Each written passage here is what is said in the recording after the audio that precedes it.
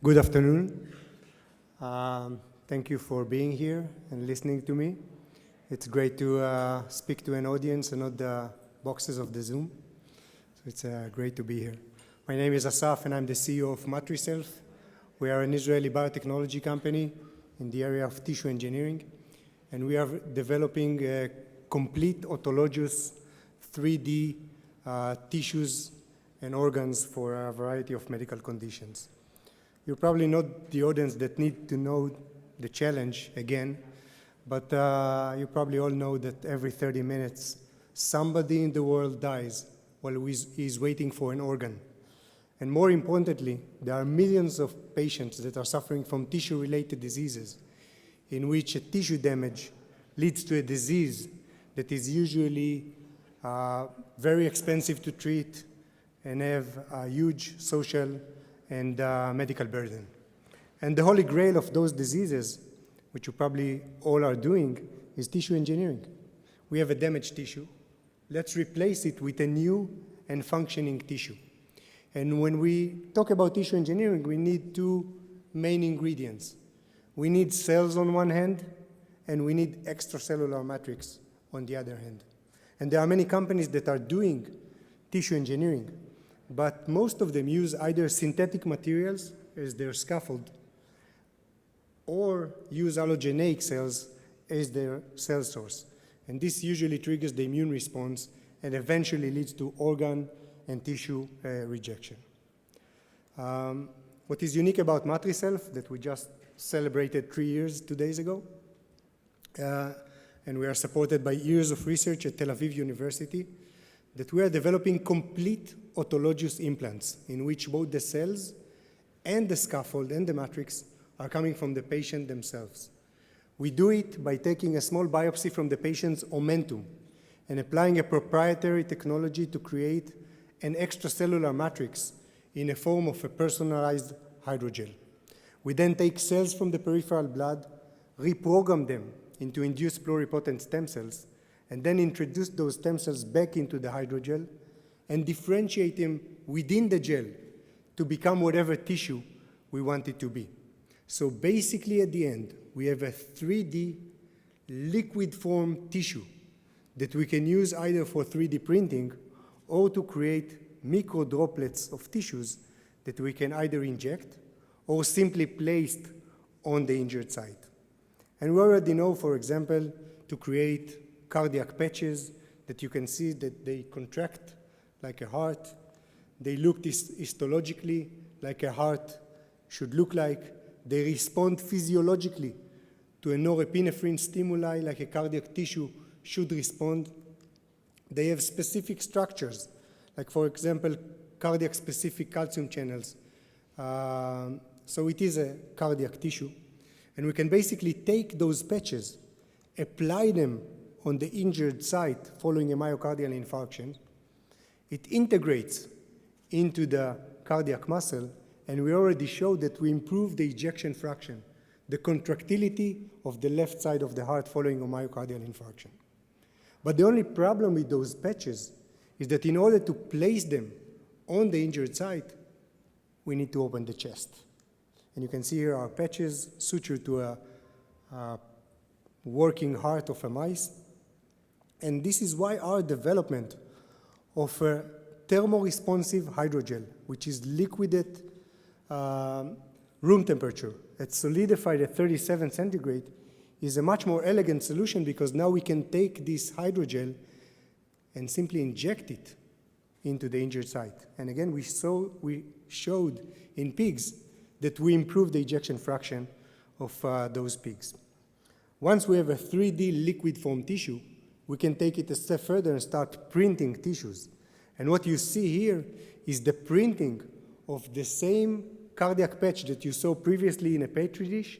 Now it is being printed with all its vascular system through a 3D printer. And at the end, we get a patch that we can basically lift.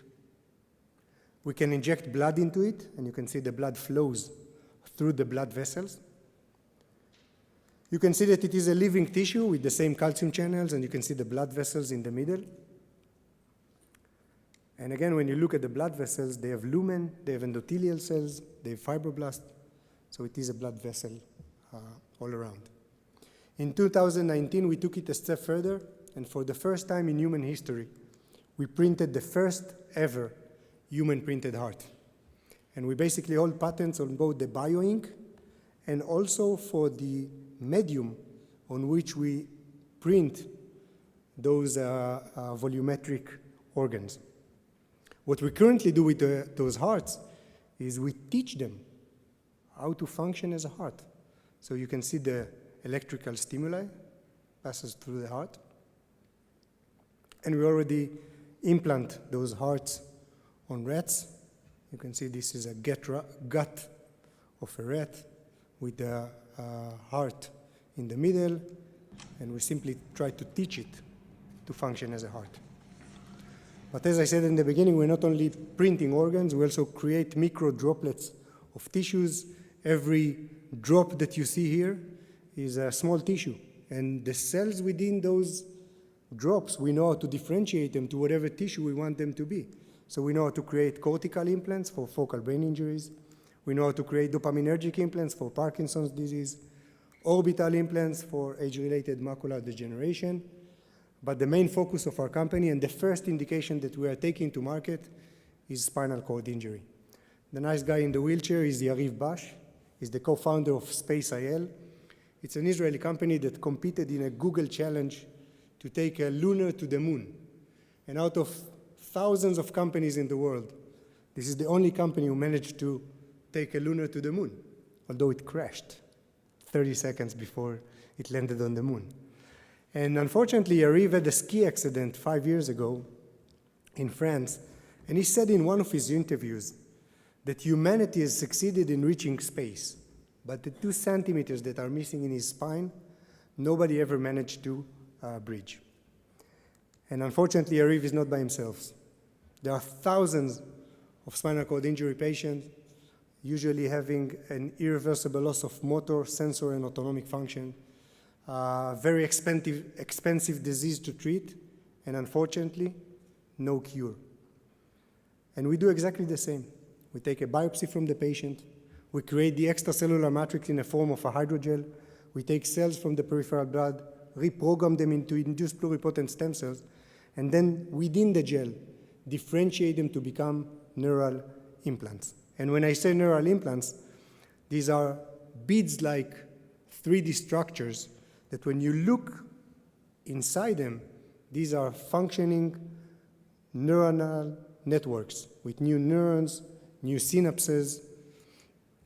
This is the organization of the differentiation as the day passes. This is what happens to the extracellular matrix. It changes its content and properties as we differentiate the cells within the hydrogel.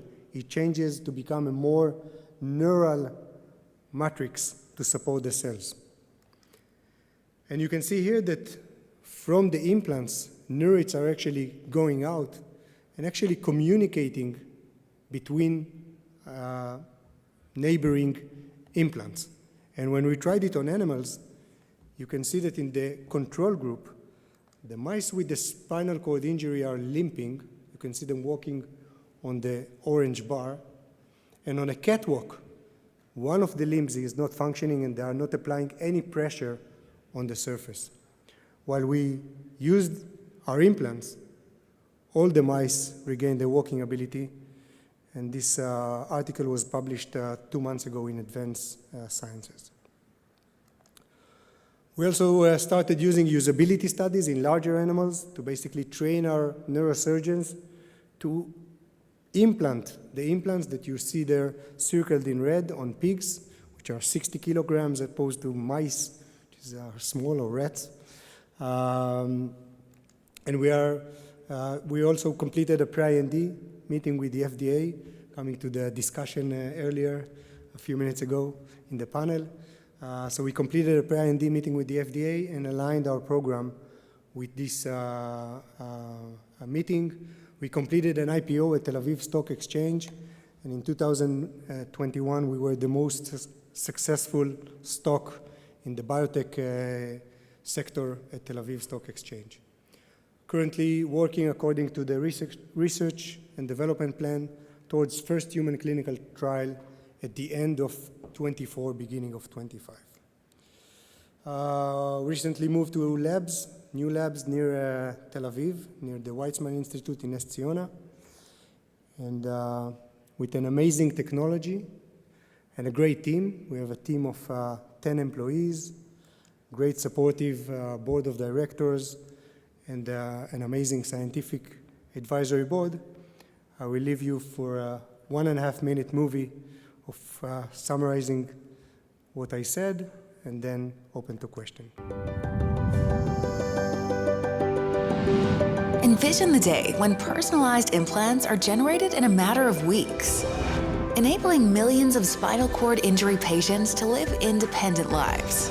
Imagine technology so advanced, it was used to 3D print the first human heart to match the patient's immunological, biochemical, and anatomical properties.